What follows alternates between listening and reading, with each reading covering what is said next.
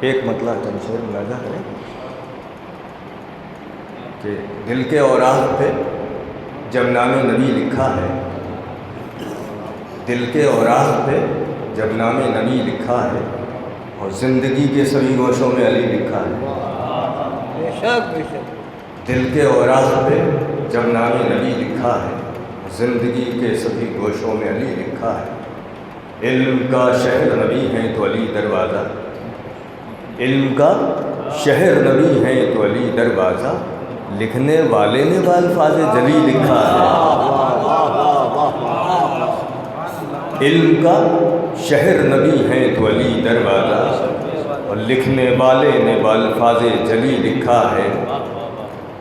اور ذہن و دل میں میرے مولا کو بسایا جس نے، ذہن و دل میں میرے مولا کو بسایا جس نے، اس کو اللہ نے خود اپنا ولی لکھا ہے۔ ذہن و دل میں میرے مولا کو بسایا جس نے، اس کو اللہ نے خود اپنا ولی لکھا ہے۔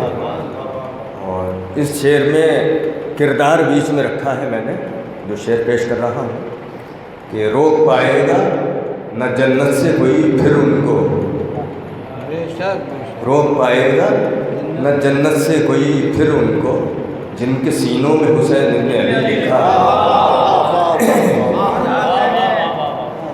روک پائے گا نہ جنت سے کوئی پھر ان کو، جن کے سینوں میں حسین ابن علی لکھا ہے۔ اور یہ تو ثابت کیا معراج نبی نے تنویر، حد جبریل سے آگے بھی علی لکھا ہے۔ گزارش کرتے ہیں عباس حیدر سے کہ آئیں اور چند شعر آئیے۔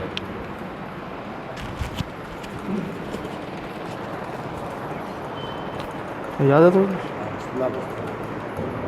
حضرات، ایک منقبت ہے حالات حاضرہ پر، حسن چچا اور حضور خاص توجہ کہ حالات حاضرہ پر، کہ جب تلک مدح علی ہوتی رہی، جب تلک مدح علی ہوتی رہی، مجلسوں میں روشنی ہوتی رہی، جب تلک مدح علی ہوتی رہی اور مجلسوں میں روشنی ہوتی رہی، اور پھر لگی ان کو سیاست کی نظر، پھر لگی ان کو سیاست کی نظر، اور عقیدوں میں کمی ہوتی رہی، کہ پھر لگی ان کو سیاست کی نظر اور عقیدوں میں کمی ہوتی رہی۔ اور یہ شعر بطور خاص حضور کہ اپنے لوگوں کو نکالا بزم سے، اپنے لوگوں کو نکالا بزم سے، دوسروں کی حاضری ہوتی رہی، کہ اپنے لوگوں کو نکالا بزم سے، دوسروں کی حاضری ہوتی رہی۔ اور یہ آج کل تو ایک ٹرینڈ چلا ہوا ہے، جو اب میں شعر آپ کے ذہنوں کی نظر، کہ ذاکر مولا پر ہر دن تہمتیں، ذاکر مولا پر ہر دن تہمتیں، روز یہ فتنہ گری ہوتی رہی، ذاکر مولا پر ہر دن تہمتیں، روز یہ فتنہ گری ہوتی رہی۔ اور یہ شعر بطور خاص کہ قاتل زہرا سے ہمدردی دکھی، قاتل زہرا سے ہمدردی دکھی، دشمنوں کی پیروی ہوتی رہی۔ اور یہ آخری شعر کہ ذکر اہل بیت کر کے درکنار، آج کل یہی ہے سب، اور خوب داد و تحسین سے نوازا جاتا ہے، اور جو مولا کے فضائل بیان کرتا ہے اس کو کوئی نہ کوئی ٹیکس سے نوازا جاتا ہے، کہ ذکر اہل بیت کر کے درکنار، حضور بطور خاص کہ ذکر اہل بیت کر کے درکنار، ذاتیاتی شاعری ہوتی رہی، ذکر اہل بیت کر کے درکنار، ذاتیاتی شاعری ہوتی رہی۔ آئیے بسم اللہ حضور، ایک نعرہ صلوات۔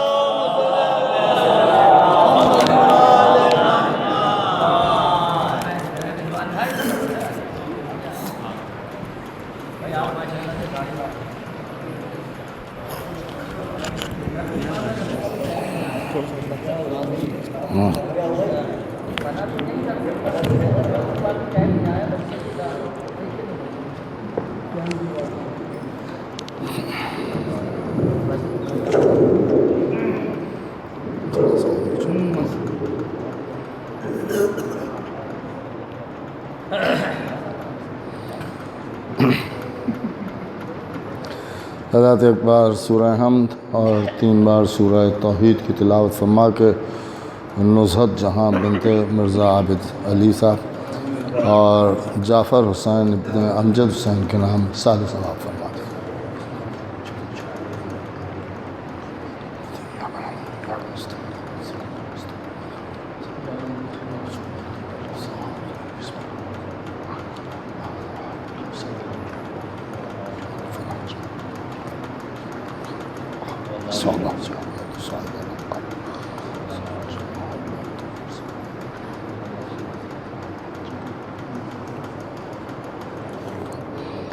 فاتحہ۔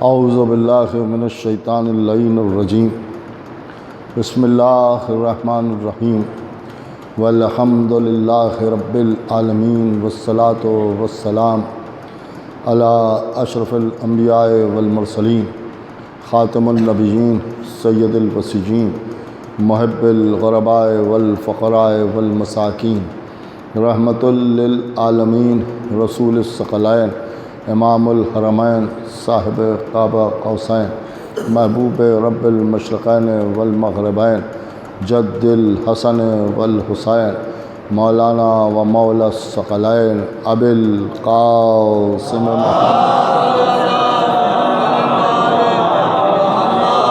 اہل بیت الطیبین الطاہرین المعصومین المظلومین المنتخبین المنتجبین، الذین اذهب اللہ عنہم الرجس وطہرہم تطہیرا۔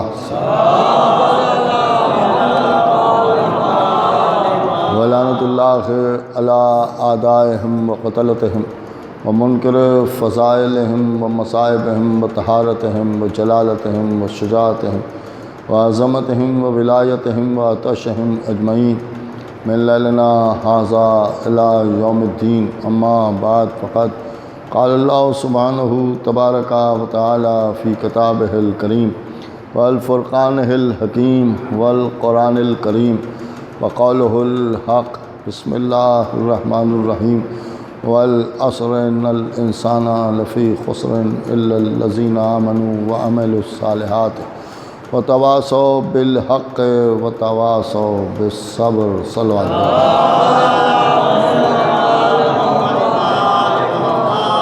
قرآن مجید کا مختصر سے سورہ والعصر، اس کی تلاوت کا شرف حاصل کرتے ہوئے اپنی گفتگو کا آغاز کیا۔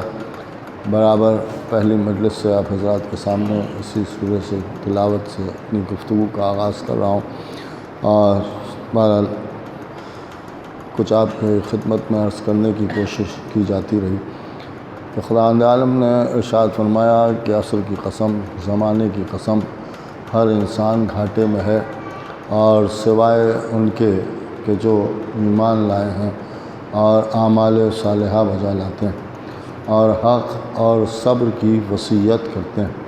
ظاہر سی بات ہے کہ جب اللہ نے کہہ دیا ہے کہ انسان گھاٹے میں ہے تو پھر انسان گھاٹے ہی میں چل رہا تھا، اور فائدہ جو ہے وہ ان کو پہنچنا ہے کہ جو ایمان لائے ہیں اور اعمال صالحہ بجا لائیں۔ لہٰذا اللہ نے اعمال صالحہ اور ایمان کو بیان کرنے کے لیے اور بتانے کے لیے انسان کی ہدایت کا انتظام کیا، اور انتظام شان سے کیا کہ اس نے 1,24,000 پیغمبروں کو کائنات میں بھیجا، جو سب کے سب آئے تو دین اسلام کی تبلیغ کرنے کے لیے ہی آئے ہیں۔ ظاہر سی بات ہے کہ اللہ نے جنہیں انبیاء نبی بنایا، رسول بنایا، پیغمبر بنایا، جب وہ دنیا میں آئیں گے تو کھلی ہوئی بات ہے کہ وہ بیان بھی وہی کریں گے کہ جو اللہ چاہتا ہے، اور اللہ ہی کے دین کو انہی نے دنیا تک پہنچایا۔ لیکن بعد میں لوگوں نے اس دین کو بدل دیا، لہٰذا اللہ نے جب ختمی مرتبت کائنات میں آئے اور یہ آخری نبی تھے، لہٰذا اب ان کے بعد کوئی نبی آنا نہیں تھا، لہٰذا اس نے اس دین کی حفاظت کا بھی انتظام کیا، اور دین کی حفاظت کو ہی امامت کہتے ہیں۔ اس کا مطلب یہ ہے کہ رسالت وہ ہے جو دین کو پہنچاتی ہے اور امامت وہ ہے جو دین کو بچاتی ہے۔ اس لیے کہ جیسے سابق میں انبیاء آئے اور انہی نے دین پہنچایا، لیکن ان کے ماننے والوں نے اس دین کو بدل دیا، دین میں تبدیلیاں پیدا کر دی، اور جب دین میں تبدیلیاں پیدا کر دیں تو دین مسخ ہو گیا۔ لہٰذا اب جو موسیٰ دین لے کے آئے تھے وہ دین موسیٰ والوں کے پاس نہ رہا، عیسیٰ جو دین لے کے آئے تھے وہ عیسیٰ والوں کے پاس نہ رہا۔ لہٰذا لازمی تھا کہ اب جب نبی نہیں آنا ہے تو پھر کسی ایسے کا انتظام کیا جائے، دیکھیے کسی ایسے کا انتظام کیا جائے کہ جو دین کی حفاظت بھی کرے، اور جو حفاظت کرنے والا سلسلہ ہے اسی سلسلے کو سلسلہ امامت کہتے ہیں۔ اب غور طلب یہ ہے کہ یہ سارا کام کیوں ہوا، کس وجہ سے ہوا، دنیا میں نبی کیوں آئے، کیوں رسول آئے، کیوں پیغمبر آئے، تو اس کے لیے بھی ایک کھلی ہوئی بات ہے کہ اصل میں اللہ یہ چاہتا تھا کہ جسے میں نے خلق کیا ہے، انسان کو بنایا ہے، تو یہ انسان نجات پا جائے، صرف اس کی نجات ہی کا انتظام تھا، ورنہ یہ کہ اس دین سے اللہ کو کوئی فائدہ نہیں ہے، فائدہ تو اصل میں ماننے والوں کو ہے۔ جب مانیں گے تو اسے فائدہ ہوگا، اور نہیں مانیں گے تو ہمیں کو نقصان ہوگا۔ تو اللہ کیونکہ انسان سے محبت کرتا ہے، لہٰذا محبت کے تقاضے کے سبب اس نے یہ چاہا کہ جسے ہم نے خلق کیا ہے تو ہم یہ چاہتے ہیں کہ وہ نجات پائے، اور نجات پائے تو کہاں جائے؟ کہا جنت میں جائے۔ دیکھیے جنت میں جائے۔ اب یہاں کے اوپر ایک بات ضمناً میں آپ کے سامنے عرض کر دوں کہ اصل میں لوگ نجات کے مفہوم کو سمجھے ہی نہیں ہیں، دیکھیے سمجھے ہی نہیں ہیں۔ ہم سے پوچھا کہ بھائی نجات کسے کہتے ہیں، نجات کے کیا معنی ہیں؟ تو انہوں نے کہا صاحب جنت میں جانا، جنت کو حاصل کرنا، جنت میں پہنچ جانا، اسی کا نام نجات ہے۔ دیکھیے اسی کا نام نجات ہے، لیکن کبھی آپ لفظی معنوں کے اوپر غور کریں تو نجات اسے نہیں کہتے ہیں۔ لیکن نجات کا مطلب یہ نہیں ہے ہم کہیں جا رہے تھے اور 4 آدمی مل گئے اور انہوں نے ہمیں پکڑ لیا اور لوٹنا چاہتے تھے، لہٰذا ہم چیخنے لگے کہ ہمیں ان سے نجات دلائیے۔ ایک صلوات پڑھیں محمد وعلیہ۔ ایسے ہی کوئی بیمار ہو گیا تو اب بیمار ہو گیا تو وہ دعا کر رہا ہے کہ پروردگار اس بیماری سے ہمیں نجات دلا دے۔ اب مثلاً اس وقت تو بیماری چل ہی رہی ہے، بس آپ سمجھ لیں کہ ہر ایک کے لیے بس ذرا سی دیر ہے بیمار ہونے کے لیے، لہٰذا وہ اس وبا کے لیے بھی دعا مانگ رہا ہے کہ پروردگار اس وبا سے ہمیں نجات دے دے۔ دیکھیے ہمیں نجات دے دے۔ آپ نے غور کیا تو نجات دینے کا مطلب کیا ہے؟ بھئی نجات کے معنی کیا ہے؟ نجات کے معنی جنت کا حاصل کرنا نہیں ہے، نجات کے معنی ہے جہنم سے چھڑا لینا۔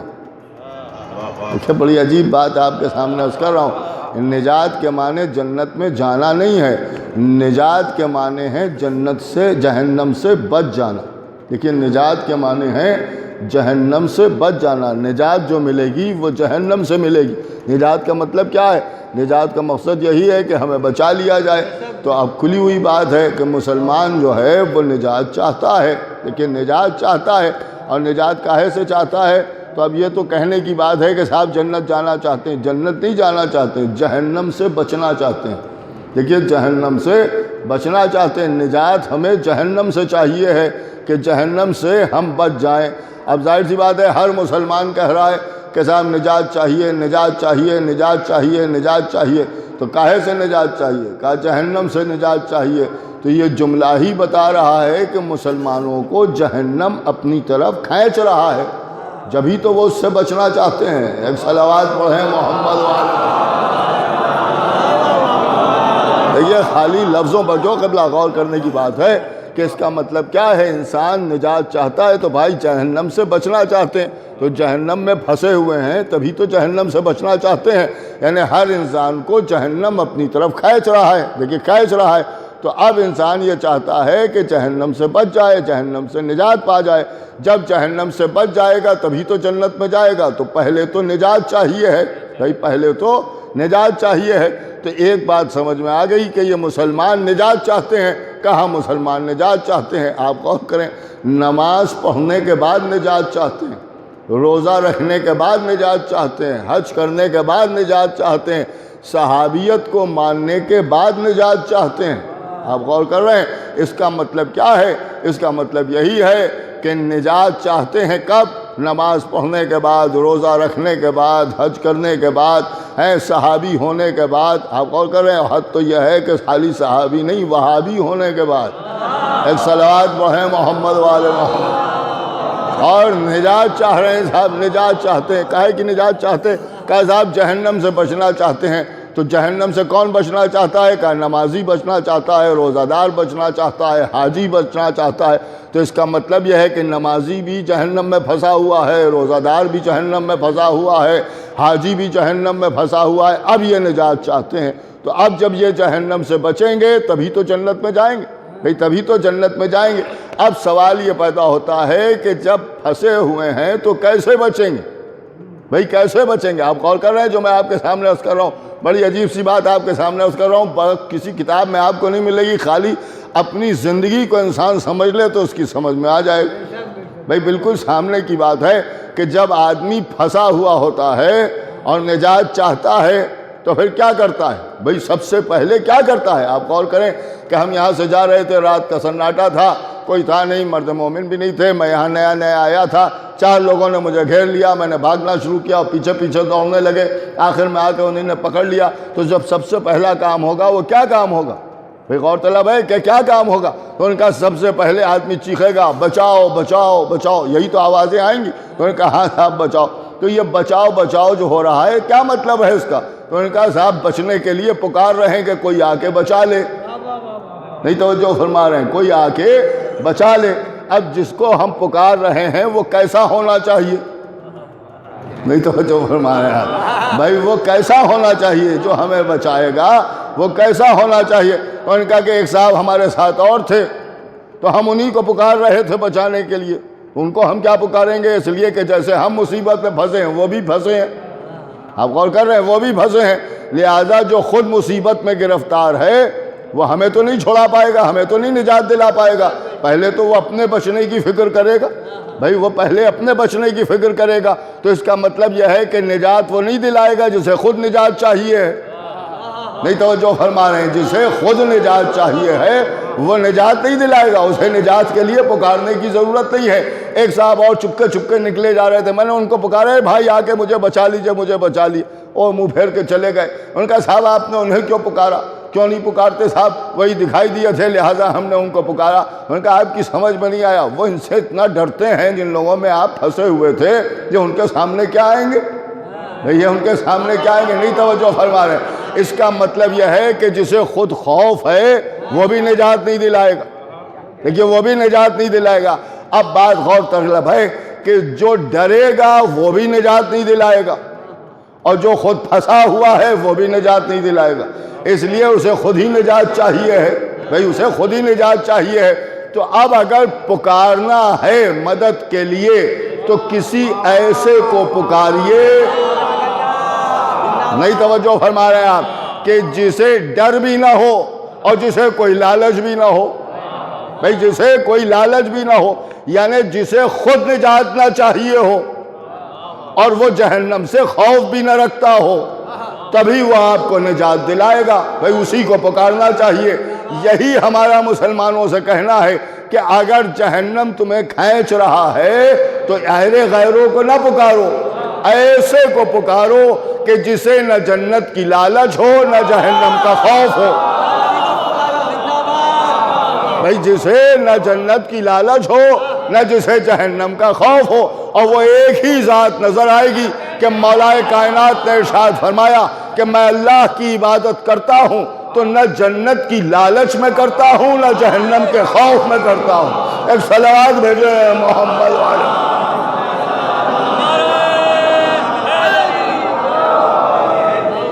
ایک بابا سے بلند صلوات بھیجتے ہیں محمد والے۔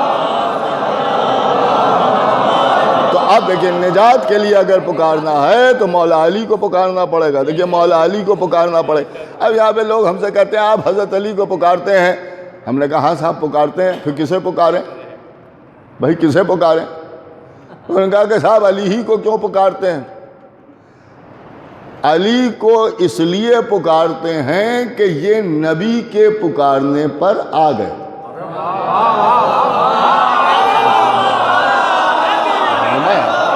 اس لیے پکارتے ہیں کہ یہ نبی کے پکارنے پر آ گئے، اور ہم تو یہی دیکھتے ہیں کہ جو نبی کے پکارنے پر نہیں آیا وہ ہمارے پکارنے پر کیا آئے گا؟ بھائی وہ ہمارے پکارنے پر کیا آئے گا؟ اور میاں جب زندہ تھے تب نہ آئے تو ہم مر کے کیا آئے؟ ایک صلوات بھیجے محمد والے، اور طلب ہے ایک اور صلوات بھیجتے ہیں محمد والے، اور کر رہے ہیں۔ تو اب ظاہر سی بات ہے کہ ہم حضرت علی کو پکارتے ہیں مدد کے لیے۔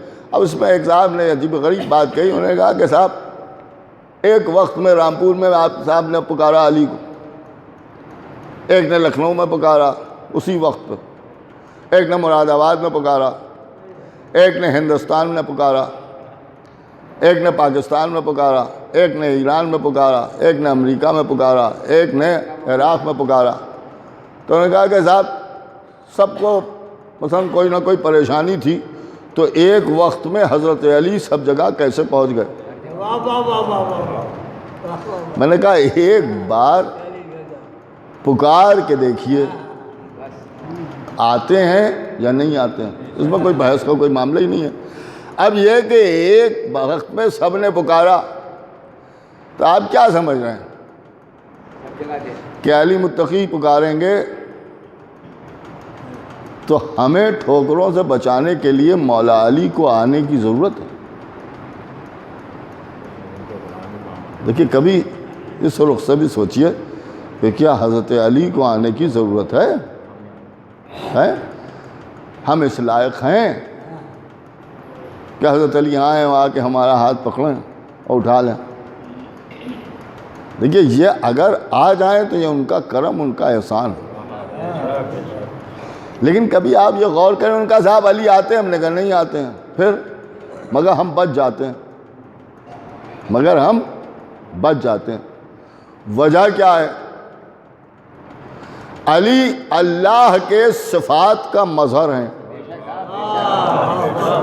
دیکھیے اللہ کے صفات کا مظہر ہیں، تو جو اللہ کے صفات ہیں اس کے صفات کا اظہار مولا کائنات کے ذریعے ہوتا ہے، مولا کائنات کے ذریعے ہوتا ہے۔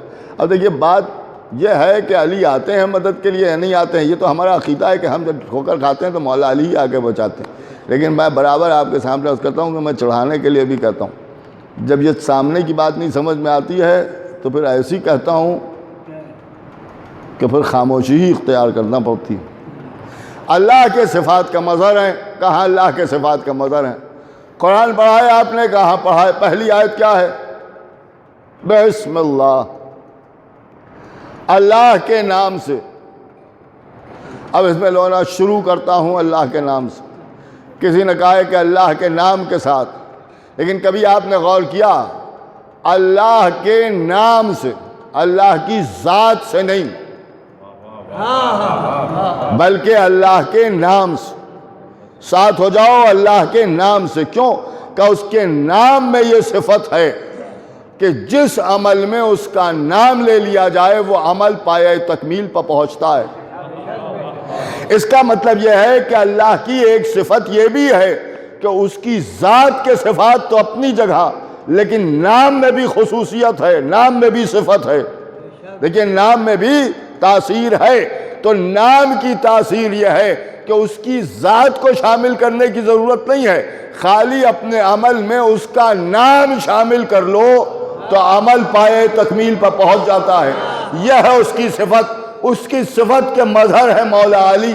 اب آپ کی سمجھ میں آیا، جب ہم یا علی کہتے ہیں تو علی کو آنے کی ضرورت نہیں پڑتی، علی کے نام میں یہ تاثیر ہے کہ نام لینے والا سنبھل جاتا ہے۔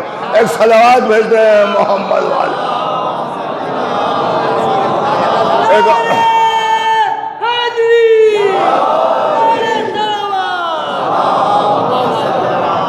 اور ظاہر سی بات ہے کہ وعدہ بھی کیا ہے تو مولا علی نے وعدہ کیا ہے۔ میں ایک جگہ گیا تھا، وہاں ایک صاحب بہت زیادہ بحث پہ آمادہ تھے، اور انہوں نے کہا کہ صاحب حضرت علی کے لیے یہ جو کہا جاتا ہے کہ صاحب وہ قبر میں آئیں گے، قبر میں آئیں گے، آئیں گے بھی، دلیل کیا ہے؟ تو میں نے ان سے ہنس کے کہا کہ دیکھیے میں کتابیں تو میں پڑھاتا ہوں نہیں، کیا میں لا کے کتابیں آپ کو دے دوں اور آپ پڑھیں؟ میں تو یہ سمجھتا ہوں کہ اگر آپ کو کتاب کا نام بتائیں گے تو آپ دوہرا بھی نہیں پائیں گے۔ لہٰذا ایسا کیجئے کہ اگر آپ کو یہ دیکھنا ہے کہ علی قبر میں آتے ہیں یا نہیں آتے ہیں تو مر کے دیکھیے،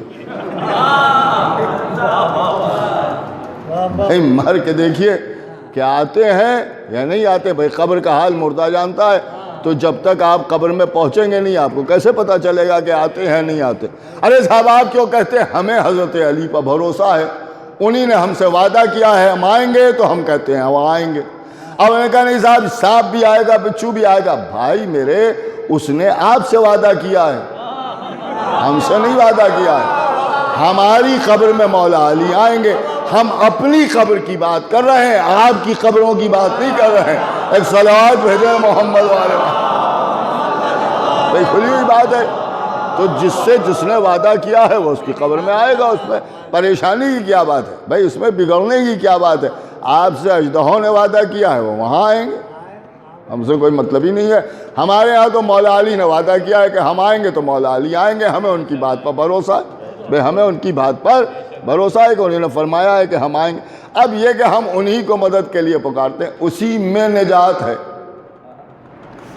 دیکھیں نجات کا بھی معاملہ، ایک بات میں آپ کے سامنے آج ہی عرض کروں، اس معاملے کو یہیں فائنل ہو جانا چاہیے۔ ہر آدمی کو نجات چاہیے، انہوں نے کہا صاحب نجات چاہیے۔ نجات کیسے ملے گی؟ مسلمانوں نے کہا اسلام ذریعہ نجات، اسلام وہ راستہ ہے جو نجات دلاتا ہے، کہے سے جہنم سے، کہاں پہنچاتا ہے؟ جنت پہنچاتا ہے۔ دیکھیے جنت پہنچاتا ہے، پوری توجہ سنیے۔ کل میں آپ کو بتا چکا ہوں کہ جنت میں داخلہ جو ہے وہ صرف عشق عزائے امام حسین پہ ہے۔ اب یوں آپ دیکھ لیجئے، تو اس کا مطلب یہ ہے جو کلمہ پڑھ لے وہ جنت میں جائے گا۔ تو کیا سب مسلمان چلے جائیں گے؟ یہ لوگ بہت زیادہ مسلمان کرتے ہیں، میں ان سے پوچھ رہا ہوں سب چلے جائیں گے؟ اما جنہی نے مسلمان بنایا ہے وہ تو کہہ نہیں رہے کہ سب جائیں گے۔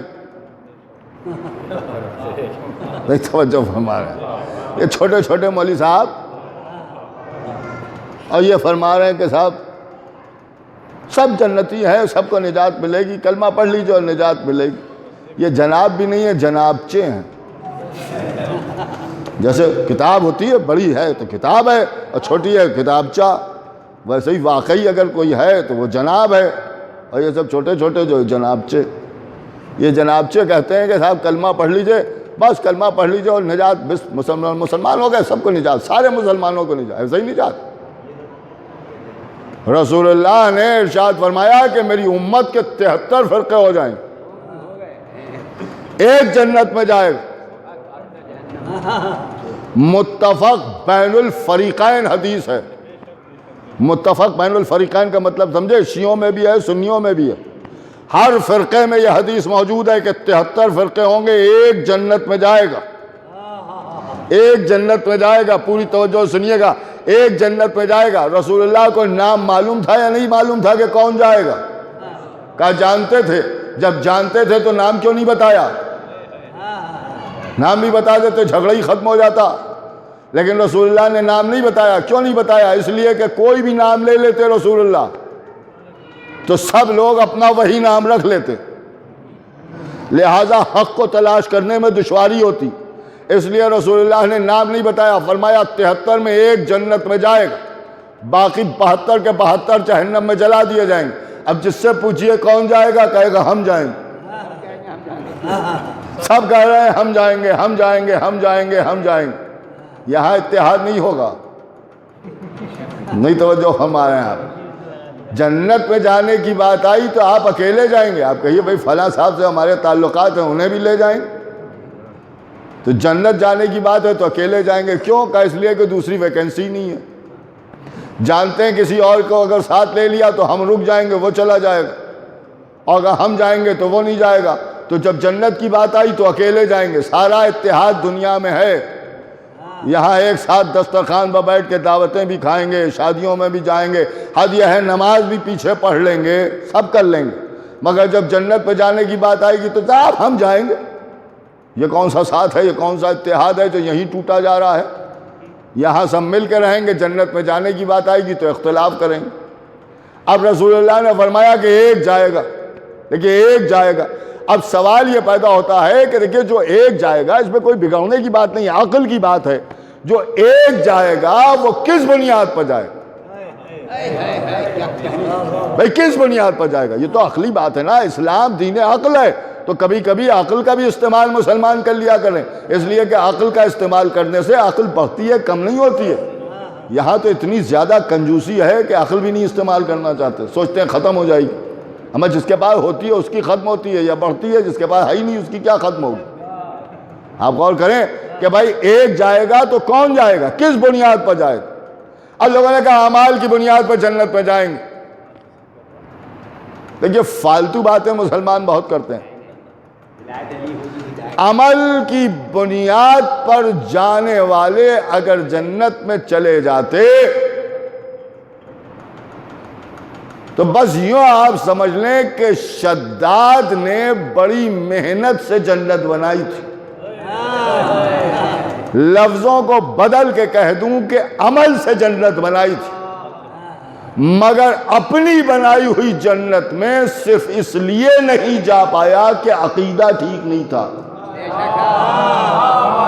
تو بھیا جب بغیر عقیدے کے شداد کی جنت شداد کو نہ ملی تو بغیر عقیدے کے حسنین کی جنت آپ کو کیا ملے؟ ایک صلوات بھیجیں محمد والے محمد. پوری توجہ سنیے. ایک جائے گا جنت میں تو کس بنیاد پر جائے گا؟ اعمال کی بنیاد پر جائے گا. چلیے اعمال کی بنیاد پر جائے گا. کون سا ایسا عمل ہے جو جنت لے جائے گا؟ اور ان کا صاحب نماز لے جائے گی. تو نماز تو 73 فرقوں میں ہے. اگر نماز کی بنیاد پر جنت ملے گی تو سب کو ملے گی. رسول اللہ کہہ رہے ہیں سب جائیں گے نہیں، ایک جائے گا. اس لیے کہ نماز ہر جگہ ہے. بھئی کہیں ہاتھ باندھ کے ہے، ہاتھ کھول کے ہے، یہ الگ بحث. لیکن لفظ نماز سب جگہ ہے، سب نماز پڑھتے ہیں، سب اول نماز مانتے ہیں. تو نماز تو سب جگہ ہے. جب سب جگہ ہے تو اگر نماز پر جنت مل رہی ہے تو سب کو جانا چاہیے. رسول نے کہا سب جائیں گے نہیں. اور کہا روزہ سب جگہ ہے، حج سب جگہ ہے، زکوٰۃ سب جگہ ہے، جہاد بھاگ کے صحیح، دوڑ کے صحیح. میدان میں تو نظر آتے تھے، بھاگ جاتے تھے، بات الگ ہے. لیکن یہ کہ جہاد تو سب جگہ ہے. تو اس کا مطلب یہ ہے کہ اگر جہاد پر نجات ہوگی تو سب کو ملنا چاہیے، نماز پر نجات ہے تو سب کو ملنا چاہیے. اور سب جگہ ہے، اگر اس پر نجات ہے تو سب کو ملنا چاہیے. عقل کہتی ہے کہ ایک اگر جنت میں جائے گا تو وہ ایک کم سے کم ایک عمل ایسا ضرور کرتا ہوگا جو باقی کوئی فرقہ نہیں کرتا ہوگا، اور وہ عمل ایسا عمل ہوگا کہ اسی عمل کے کرنے کی بنیاد پر اسے نجات ملے گی. اور اس عمل کی شان یہ ہونا چاہیے کہ اگر وہ کر لیا ہے تو سب کر لیا ہے، اور وہ نہیں کیا ہے تو کچھ نہیں کیا ہے. اور وہ ایک ہی عمل ہے کہ جہاں اللہ نے اپنے نبی سے کہہ دیا کہ تم نے سب پہنچا دیا، مگر اگر یہ نہ پہنچایا تو کچھ نہ پہنچایا. ایک صلوات بھیج دے محمد والے محمد.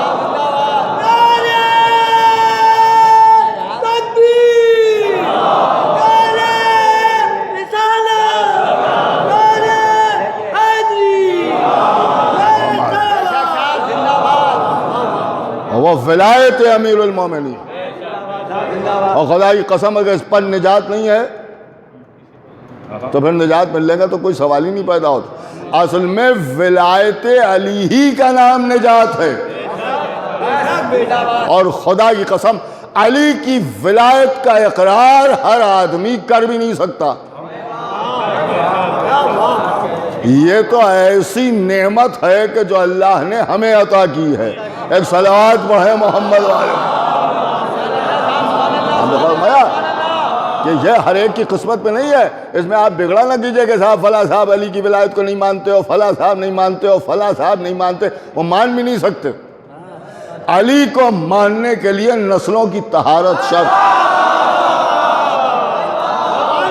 فرمایا نسلوں کی طہارت شرط.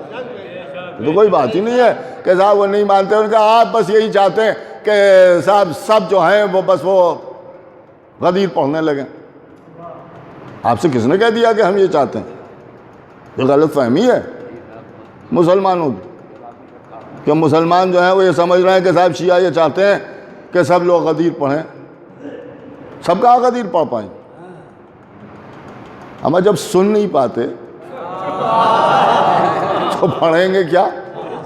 وہی پڑھیں گے کیا؟ تو انہوں نے کہا نہیں صاحب آپ تو یہی چاہتے ہیں. دیکھیے بات بالکل سیدھی سی آپ کے سامنے عرض کروں، چاہے یہاں بیٹھ کے سمجھیے گا اور یہاں اگر سمجھیے گا تو پھر سبحان اللہ ضرور کہیے گا. یہاں پہ میں کہہ رہا ہوں کیونکہ غدیر کا معاملہ ہے، اس میں اگر خوش نہیں ہوا تو کسی بات پر خوش نہیں ہوا، یاد سمجھ لیں. اور یہاں خوش ہو گئے تو ہر بات پر خوش ہو گئے. پوری توجہ سنیے گا کہ جو لوگ کہتے ہیں کہ صاحب آپ تو یہ چاہتے ہیں کہ صاحب ہر فرقہ غدیر پڑھنے لگے، صاحب ہر فرقہ کیسے غدیر پڑھے گا؟ نہیں نہیں نہیں، آپ غلط سمجھ رہے ہیں. ہم غدیر پڑھتے ہیں، ہم غدیر سنتے ہیں، ہم غدیر بیان کرتے ہیں. اس لیے بیان کرتے ہیں کہ ہمارا سلسلہ غدیر سے ہے. یہ ہمارا سلسلہ غدیر سے ہے اور ہم کسی دوسرے سے امید بھی نہیں کرتے ہیں کہ وہ بیان کرے گا، اور ہم چاہتے بھی نہیں ہیں کہ کوئی بیان کرے. ایسا نہیں ہے کہ ہم چاہتے ہیں، ہم نہیں چاہتے. نہ ہم کسی کو پر اس بات کا اعتراض کرتے ہیں کہ صاحب آپ غدیر نہیں بیان کرتے، آپ غدیر نہیں بیان کرتے. ہم کسی سے کچھ نہیں کہتے. جملہ سنیے گا، یہ بڑا کڑوا جواب ہے مسلمانوں کو، لیکن یہ کڑوے جواب میں اکیلے اپنی طرف سے نہیں دیتا ہوں، سننے والوں کو شامل کر لیتا ہوں تاکہ پھنسیں تو سب پھنسیں. پوری توجہ سنیے گا. اب بالکل صاف صاف بات آپ کے سامنے عرض کر رہا ہوں کہ ہم کسی سے یہ نہیں کہتے کہ تم غدیر کیوں نہیں پڑھتے، تم خیبر کیوں نہیں پڑھتے، تم خندق کیوں نہیں پڑھتے، تم ولایت علی کیوں نہیں پڑھتے. ہمیں یہ شکایت ہے کہ آپ سقیفہ کیوں نہیں پڑھتے.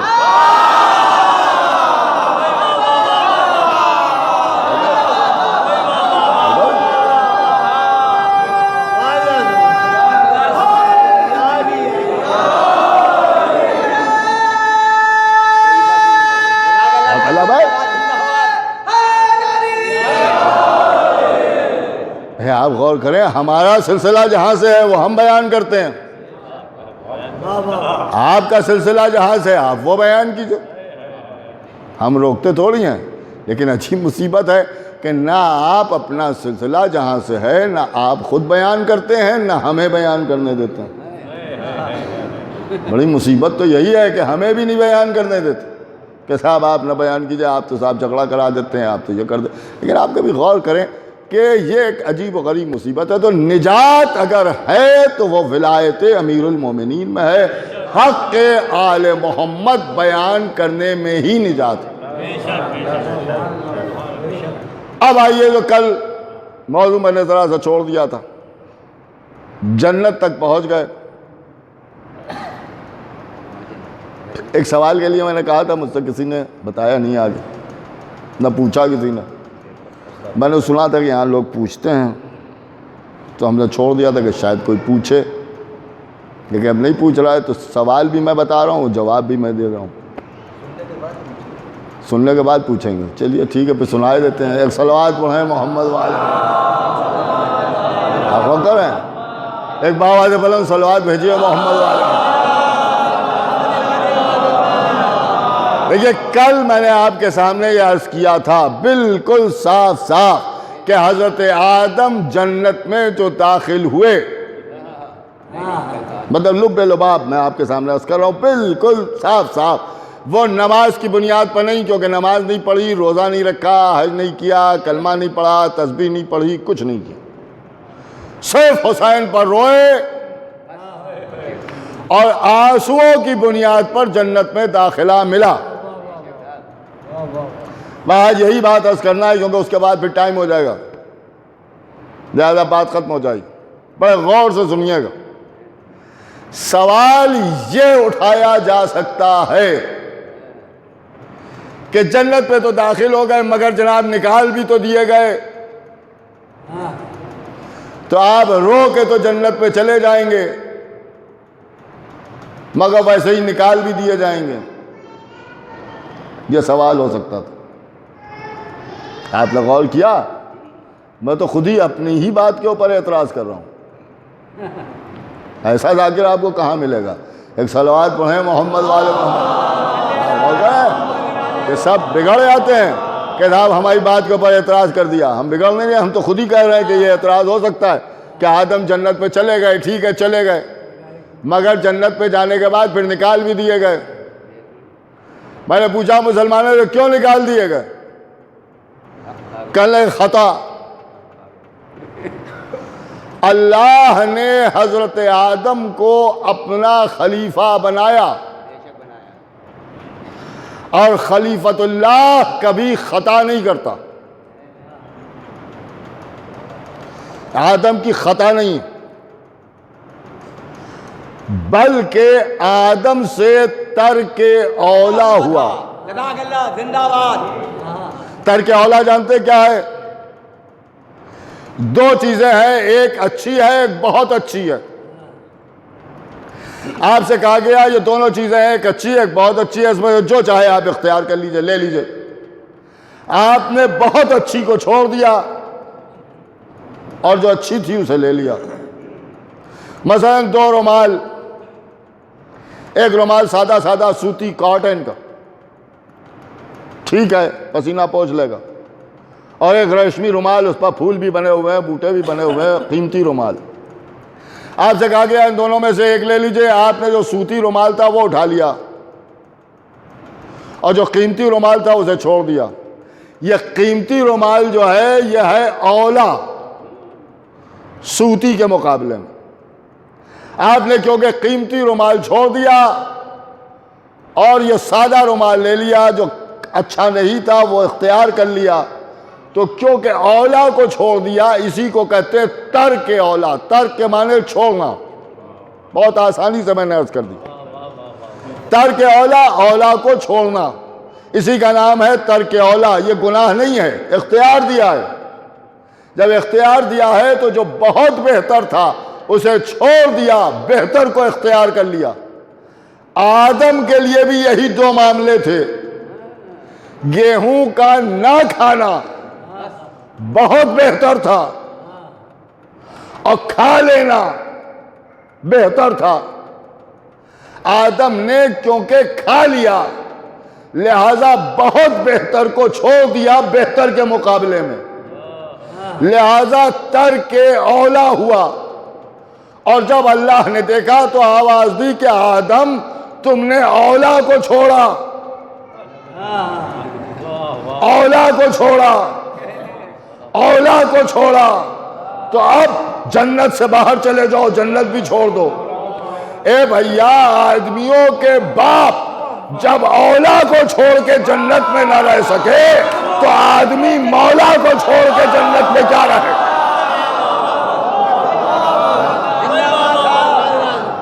ایک بات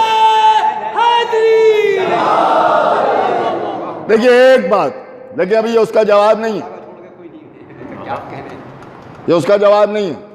ترک اولا، ترک اولا، اس کا مطلب کیا ہے؟ اس سے ایک بات سمجھ میں آئی، جنت میں رہنے کے لیے ترک اولا بھی نہ ہو تو جنت میں رہیں۔ اگر ترک اولا ہو گیا تو جنت میں نہیں رہ سکتے۔ آدم اللہ کے بنائے ہوئے رہبر ہیں، ان کا ہر عمل ہمارے لیے ہدایت ہے۔ اولا کو چھوڑا، جنت سے باہر۔ آدم نے بتایا کہ جنت میں رہنے والوں سے ترک اولا نہیں ہونا چاہیے، تو اب جنت میں وہ رہے گا کہ جس سے ترک اولا نہ ہو۔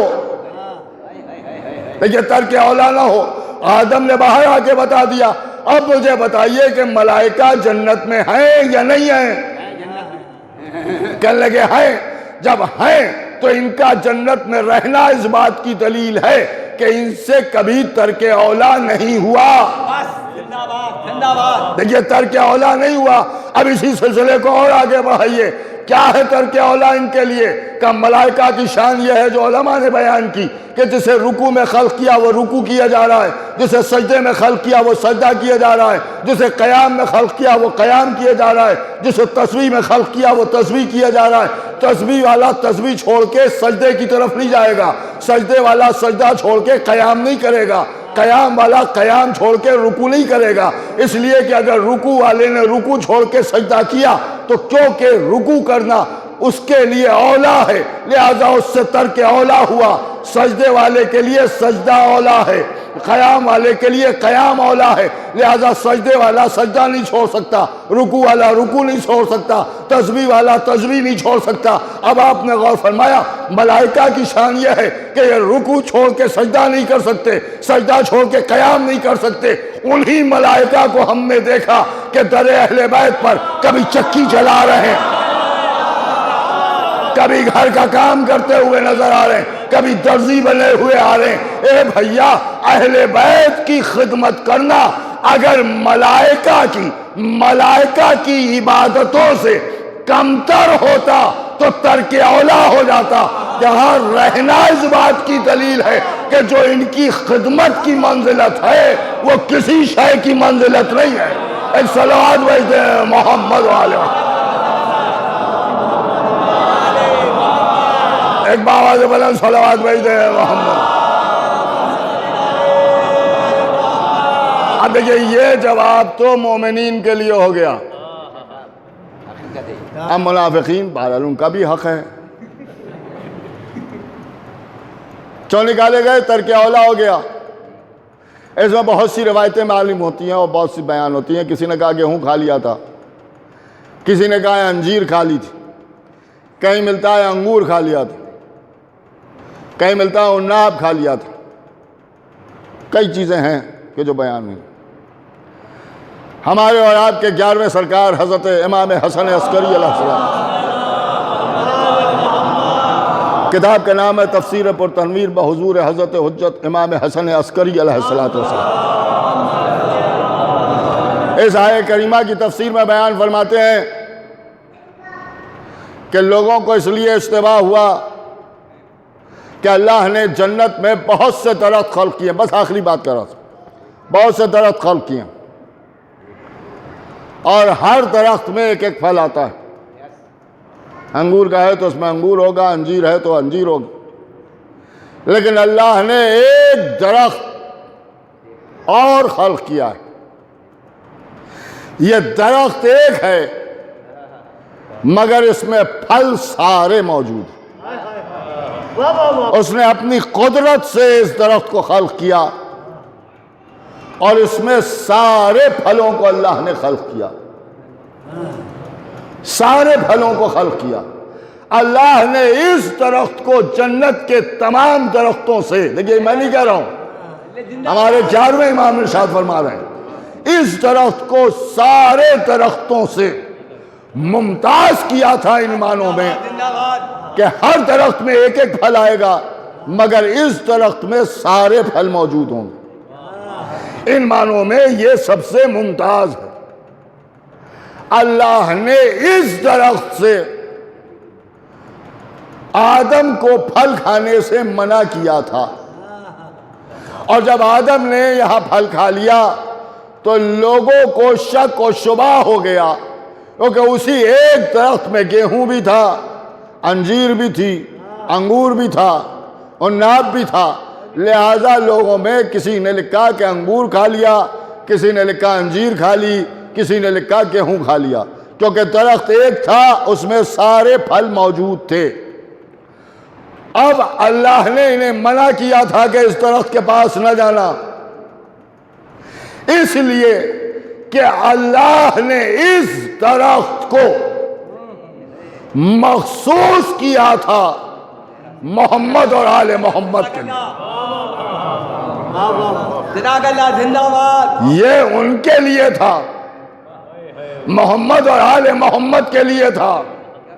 یہ درخت محمد اور آل محمد کے لیے خلق کیا گیا تھا۔ آدم نے اس درخت کا ایک پھل بغیر اجازت کے کھا لیا.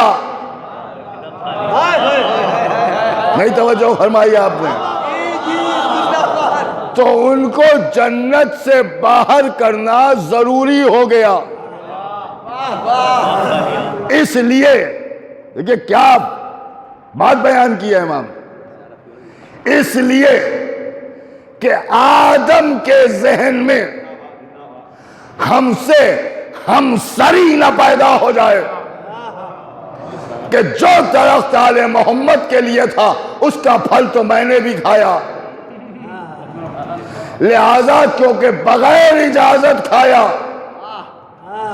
لہذا جنت سے باہر کرنا ضروری تھا، تاکہ زمانے کی سمجھ میں آ جائے کہ جو درخت میں نے ان کے لیے خلق کیا اس درخت کا ایک پھل اگر بغیر اجازت آدم جیسا خلیفت اللہ بھی کھا لے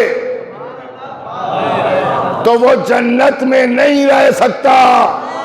ہائے ہائے ہائے، ارے اب بھی آپ نہیں پہنچے. آپ نے غور کیا؟ اور آسان لفظوں میں آپ کے سامنے عرض کر دوں، اے بھیا اگر ایک درخت آدم آل محمد کے لیے ہو اور اس درخت کا ایک چھوٹا سا پھل آدم اگر کھا لیں تو آدم جنت سے باہر. ایک درخت آل محمد کے لیے اس درخت کا ایک پھل بغیر اجازت آدم کھا لیں تو آدم تو جنت میں رہ نہ سکے اور جو پورا باغ فدق کھا جائے.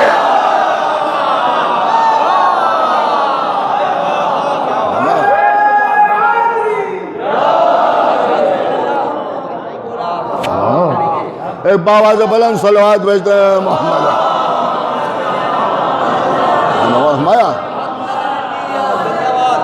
مقصد یہی ہے کہ کبھی حق اہل بیت غصب نہ کرنا، اور جو حق اہل بیت غصب کرے گا وہ جنت کی بو نہیں سونگھ سکتا، کیونکہ وہ جنت کی بو نہیں سونگھ سکتا. اور کیوں نہ ہو؟ اس لیے کہ جنت تو انہی کی ملکیت کا نام ہے، اور کھلی ہوئی بات ہے کہ جب جنت آل محمد کی ملکیت ہے تو ملکیت تو اسی کو ملے گی نا کہ جو مالک کے قدموں میں سر جھکائے، اور جو مالک ہی سے بغاوت کرے. تو یہاں تو غصب کیا جا سکتا ہے، وہاں نہیں چلے گا. وہاں ایک ایک چیز کا حساب دینا ہوگا. عزیزوں، آل محمد پر بڑے ظلم ڈھائے گئے. حق علی بھی غصب کیا، حق سیدہ بھی غصب کیا. اب تو عالم یہ ہے کہ ان کا ذکر بھی نہیں گوارا ہے. اور خدا کی قسم ہماری یہ قوم تو پیدا ہی ہوئی ہے آل محمد کا تذکرہ کرنے کے لیے. یہاں تو عقیدہ یہی ہے کہ جئیں تو ان کے لیے اور موت آئے تو انہی کے نام پر. اس لیے کہ ہم جانتے ہیں کہ زندگی بھی انہی کے قدموں میں ہے اور موت بھی انہی کے قدموں میں. اس لیے کہ ہم نے موت کو اگر ہاتھ باندھے ہوئے دیکھا ہے تو وہ کربلا کی سرزمین پر دیکھا کہ جب حسین کے دو ساتھی سعید و زہیر تیروں سے چھلنی ہو کے گر گئے اور حسین کے زانو پر دونوں کے سر ہیں، تو ہاتھ جوڑ کے ایک بات کہی کہ آقا کیا آپ ہم سے راضی ہو گئے؟ آپ نے غور کیا کہ اس حالت میں پہنچنے کے بعد سعید و زہیر کو حسین کی رضا کی طرح ہے، اور حسین نے فرمایا میں بھی راضی اور میرا اللہ بھی راضی. کہ پھر اجازت دیجئے کہ ہماری روحیں گلشن جنت کو پرواز کر دیں. ملک الموت آپ کی اجازت کے ہیں، منتظر ہیں حسین نے سر جھکا کے فرمایا بسم اللہ انا للہ و انا الیہ راجعون۔ زہرا کا لال کربلا کی سرزمین پر 3 دن کا پیاسا شہید کر دیا۔ روضہ حسین ابن علی تعمیر ہو گیا، زائرین زیارت کے لیے آنے لگے، آقا حسین کی مجالس برپا ہونے لگی۔ کربلا کی سرزمین کے اوپر دور دور سے زائرین آتے تھے، آقا حسین کی مصیبتوں کو یاد کرتے تھے، روتے تھے، کریا کرتے تھے، آنسو بہاتے تھے۔ آنے والوں میں ایک بیوی بھی تھیں جو شہر حلہ سے آتی تھیں، آقا حسین کی مصیبتوں کو یاد کر کے روتی تھیں۔ اس زمانے میں آقا حسین کے روضے کے جو مجاور تھے ان کا نام سید مہندی ملتا ہے، اور یہ بڑے پائے کے عالم بھی تھے اور روضے کے کلید بردار تھے، یعنی روضے کی چابیاں ان کے پاس رہتی تھیں۔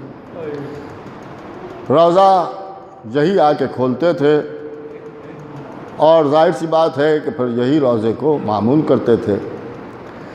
یہ بی بی شہر حلہ سے آقا حسین کے روضے پر 30 برس سے آتی تھیں، حسین کی مصیبتوں کو یاد کرتی تھیں، روتی تھیں، گریا کرتی تھیں، آنسو بہاتی تھیں۔ ایک روز جب آئیں تو شب جمعہ تھی، مجمع بہت زیادہ تھا، لہٰذا یہ بی بی روضے کے اندر داخل نہیں ہو سکیں، باہر بیٹھ گئیں، باہر بیٹھ کے گریا کرتی رہیں۔ جب مجمع کم ہوا تو یہ بی بی روضے کے اندر داخل ہوئیں، زری کا طواف کیا اور جہاں پر شہزادہ علی اکبر اور آقا حسین کی زری ملتی ہے وہاں پر جا کے بیٹھ گئیں اور بیچ میں سر رکھا اور ایک ہاتھ اپنا شہزادہ علی اکبر کی زری پر رکھا اور ایک ہاتھ اپنا آقا حسین کی زری پر رکھا اور رونا شروع کیا، گریا کرتی رہیں۔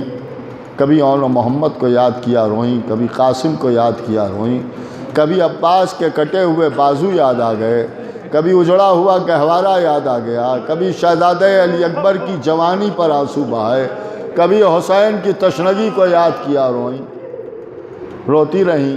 دیکھیے اس سے یہ ثابت ہوتا ہے کہ اگر آپ حسین سے محبت کرتے ہیں تو امام حسین کو بھی آپ سے بڑی محبت ہے۔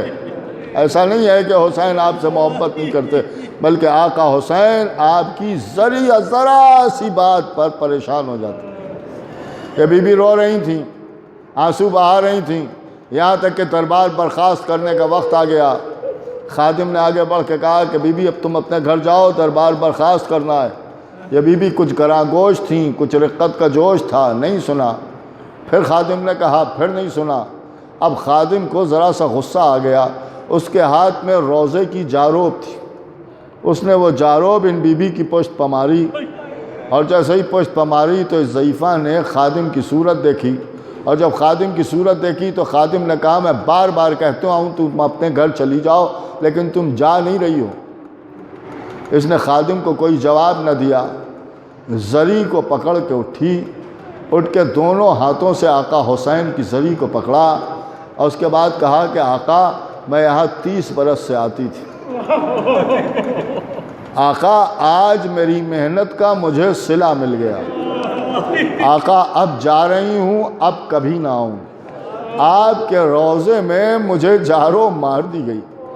یہ کہہ کے یہ ضعیفہ اپنے گھر چلی گئی، دربار برخاست ہو گیا۔ سید مہندی کہتے ہیں کہ جب نصف شب گزر گئی یعنی آدھی رات گزر گئی تو ایک آواز میرے کانوں میں آئی کہ کوئی میرا نام لے کے پکار رہا ہے۔ کہتے ہیں میں نے پہلے تو کوئی پرواہ نہ کی، پھر آواز آئی، پھر آواز آئی، تو پھر میں نے پوچھا کہ کون مجھے بڑی دیر سے پکار رہا ہے، سامنے کیوں نہیں آتا؟ تو آواز آئی بھائی سید مہندی، یہ غریب حسین تمہیں بڑی دیر سے پکار رہا ہے۔ سید مہندی کہتے ہیں نام حسین سن کے میں دوڑا، اور اب جو میں نے جا کے دیکھا تو میں نے دیکھا دربار کھلا ہے، شمع روشن ہے، اور آقا حسین زری اقدس سے تاب کمر یعنی کمر تک باہر تشریف فرما ہے، اس عالم میں کہ ایک ہاتھ سے کمر سنبھالے ہوئے ہیں اور ایک ہاتھ اپنا زری پر رکھے ہوئے ہیں۔ کہتے ہیں میں نے سلام کیا اور پوچھا کہ آقا کیا اب تک حضرت عباس کے مرنے کا غم کم نہ ہوا جو ایک ہاتھ سے کمر سنبھالے ہوئے ہیں؟ امام نے ارشاد فرمایا بھائی وہ تو غم تھا اور ہمیشہ رہے گا، لیکن آج مجھے ایک صدمہ اور ہوا، کہ آقا کس کی مجال جو آپ کو صدمہ پہنچائے. کہا سید مہدی ایک ضعیفہ شہر حلہ سے آتی تھی, میرے مصائب کو یاد کر کے روتی تھی, بیان کرتی تھی, میں بھی سنتا تھا. آج بھی وہ آئی تھی, میری مصیبتوں کو یاد کر کر کے رو رہی تھی, میں بھی بڑے غور سے سن رہا تھا. خادم نے اس کی پشت پر جاروب مار دی جس کا مجھے بہت صدمہ ہوا, اور پھر وہ مجھ سے یہ کہہ کے چلی گئی کہ آقا اب جا رہی ہوں, اب کبھی نہ آؤں گی. آقا میری محنت کا مجھے صلہ مل گیا. اے سید مہدی یاد رکھو, جب تک وہ زائرہ راضی نہ ہوگی اس وقت تک حسین بھی راضی نہ ہوگا. سید مہدی نے کہا کہ آقا ہم اسے کہاں ڈھونڈیں, کہاں تلاش کریں؟ کہ میں پتہ بتاتا ہوں. حسین نے گھر کا پتہ بتا دیا, پھر نظروں سے غائب ہو گئے. سید مہدی کہتے ہیں کہ مجھے ایک جھٹکا سا لگا تو میں نے اپنے آپ کو حرم میں پایا, میں زار و قطار رونے لگا. خدام اپنے اپنے حجروں سے نکل کے آ گئے. اے سید مہدی اس وقت رونے کا سبب کیا ہے؟ سارا واقعہ بیان کیا. پوچھا یہ بتاؤ وہ کون تھا جس نے شب میں یہ حرکت کی ہے؟ یہ خادم کھڑا ہوا, کہا یہ عمل ہم سے سرزد ہوا. یہ کہہ کے اس نے زری کو پکڑ کے معافی مانگنا شروع کی. سید مہدی نے کہا نہیں, آقا حسین ایسے راضی نہ ہوں گے, اس ضعیفہ کو راضی کرنا ہے. کہا اسے کہاں تلاش کریں؟ کہا حسین بڑے کریم ہیں, انہوں نے ہمیں پتہ بتا دیا ہے, چلو ہمارے ساتھ چلو. سب کو لیے ہوئے شہر حلہ پہنچے, مکان مل گیا, دق الباب کیا. وہ بی بی اندر بیٹھی رو رہی تھی, اس کے رونے کی آواز گھر کے باہر تک آ رہی تھی. اس نے جو آواز دی تو وہ کہتی ہے ارے کون مجھ غریب کے دروازے پر آ گیا؟ مجھے تو حسین کے دربار سے نکال دیا گیا. کہا نہیں ہم حسین کے خادم ہیں. کیوں آئے ہو؟ کہ روزے پر چلو. میں نہ جاؤں گی, میری محنت کا صلہ مل گیا. سارا واقعہ بیان کیا. خادم نے قدموں پر سر رکھا. اب جو اس بی بی کو معلوم ہوا کہ آقا حسین نے بلایا ہے, سر پر ردا ڈالی, سب کے ساتھ کربلا پہنچی, زری کو دیکھ کے دوڑی, زری کو پکڑ کے آواز دی میرے سید و آقا, میری پشت پر اتنی سی جاروب لگی تو اتنا صدمہ ہوا. ارے اس وقت کیا عالم ہوا ہوگا جب زینب و ام کلثوم بے ردا پشت پر تازیانے کھاتی ہوئی دیار بدیار گمائی آئے. الہی بسید مقام